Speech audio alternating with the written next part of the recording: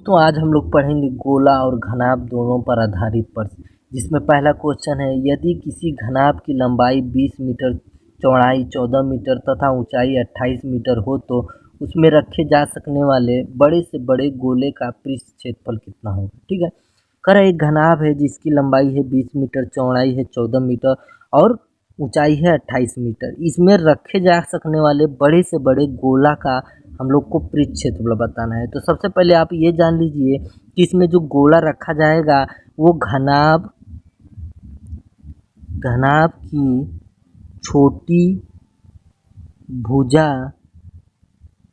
घनाभ की जो छोटी भुजा रहेगी वो बेल गोला का व्यास होगा। क्या होगा? गोला का व्यास होगा। इतना बात समझ में आया। जो घनाभ होगा उसमें जो गोला रखा जाएगा, जो घनाभ की जो छोटी भुजा होगी वही गोले का व्यास होगी। इतना बात समझ लीजिए। तो घनाभ की जो छोटी भुजा क्या है? 14 मीटर है। यही हमारा क्या होगा? गोला का व्यास होगा। तो गोला का व्यास अगर 14 मीटर है तो इसकी त्रिज्या क्या हो जाएगी? 7 मीटर हो जाएगी। बात समझ में आया। गोले की त्रिज्या कितने निकल के आई? 7 मीटर निकल के आई। अब कह रहा है कि गोला का पृष्ठ क्षेत्रफल बताइए। तो गोला का पृष्ठ क्षेत्रफल का फार्मूला क्या होता है? 4 पाई आर स्क्वायर होता है। तो 4 की जगह 4 पाई का मान होता है 22/7। 22/7 रख दिए। अब आर का मान क्या होता है? 7। आर का मान इसमें दिया है 7, तो 7 रखेंगे। 7 गुणे 7। अब एक साथ से एक साथ कट गया। अब गुणा करेंगे 4 दूनी 8, 4 दूनी 8 गुणे 7 और 7 से गुणा करेंगे 7/56 का 6, 7/56 और 5 61। तो 616 वर्ग मीटर। मैंने बताया था जब क्षेत्रफल निकालेंगे तो क्या लगाएंगे आप लोग? वर्ग लगाएंगे। ठीक है। अब इसमें मीटर दिया है तो मीटर हो गया।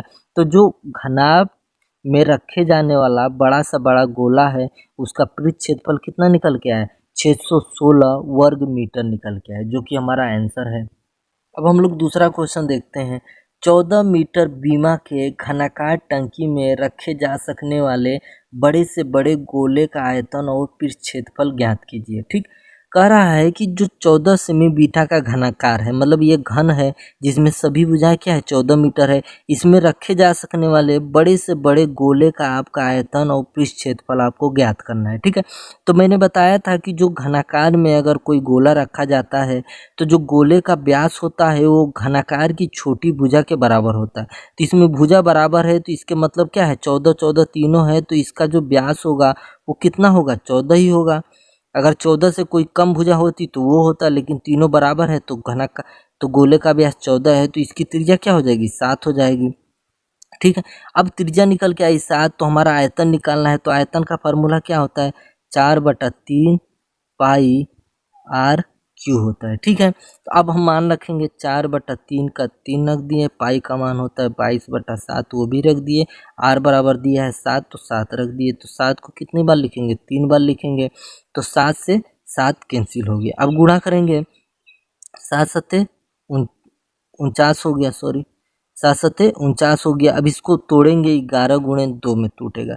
तो 4 दूनी 8, 8 9 72 का 2 और 8 चौक 32 और 7 39। इधर बचा था 11 तो 11 हो गया, नीचे था 3 तो 3 लिख दिया। अब 11 से गुणा करेंगे 11 दूना 22 का 2, 11 9 99 और 2 101, 11 तिया 33 और 10 43। नीचे बचा 3, 3 से अब भाग देंगे। 3 एकम 3, एक बचा 3 चौक 12, फिर एक बचा 3 त्रिका 9, फिर 2 बचा 3 सत्ते 21, ऊपर बचा 1 नीचे बचा 3। 1437 1/3 घन मीटर उस गोले का आयतन निकल के आया। अब हम लोग क्या करेंगे? पृष्ठ क्षेत्रफल निकालेंगे। तो गोले का जो पृष्ठ क्षेत्रफल का फार्मूला क्या होता है? 4 पाई आर स्क्वायर है। ठीक है। 4 पाई आर स्क्वायर। अब 4 की जगह 4 बाई पाई की जगह 22/7 रख देंगे, आर की जगह क्या रखेंगे? 7 रखेंगे। ठीक है। तो 7 रख के हम नहीं निकालेंगे, आप निकालेंगे इसको। कम से कम आप पृष्ठ क्षेत्रफल आप अपने हाथों से, शुभ हाथों से आप इसको लगाइए और निकालिए और कमेंट बॉक्स में ज़रूर बताइएगा कि क्या आंसर है। तो आइए अब हम लोग नेक्स्ट क्वेश्चन की तरफ बढ़ते हैं। तीसरा क्वेश्चन है कि एक घन में उसकी प्रत्येक सतह को छूता हुआ एक गोला रखा गया। घन और गोले के आयतनों में अनुपात ज्ञात कीजिए। सबसे पहले हम लोग क्या करते हैं? एक घन बनाते हैं। घन देखिए बनाने के लिए बहुत ही आसान विधि है। पहले मैं नहीं बना पाता था स्कूल में जब था, ये आपका घन बना गया।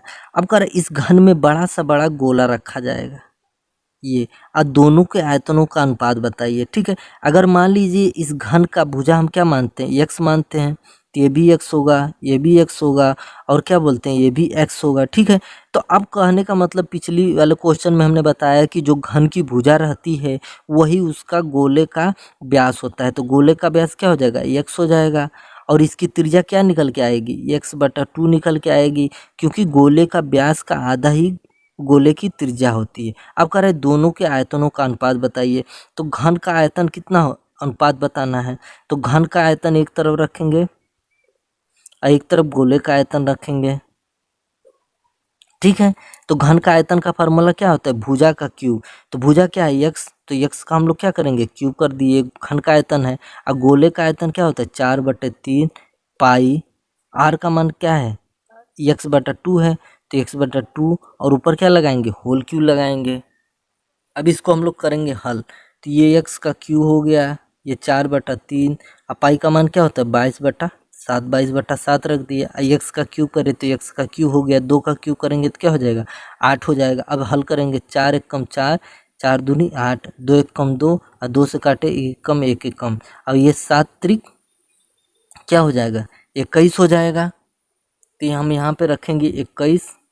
पहले यहाँ x3 को काट लेते हैं, इधर बचा 11 ऊपर बचा और इधर बचा 21, इधर बचा 1, तो हम क्या करेंगे 21 को दोनों में गुणा कर देंगे, तो इसमें भी हम लोग 21 से गुणा करते हैं और इसमें भी 21 से गुणा करते हैं। क्यों गुणा करेंगे, क्योंकि 21 जो है नीचे से हटाना है, तो 21 से 21 कट गया, अब बचा यहाँ पे 21 और इधर हो गया 11, तो दोनों का आयतन का अनुपात क्या निकल के आए, 21:11 निकल के आए, जो कि हमारा आंसर है।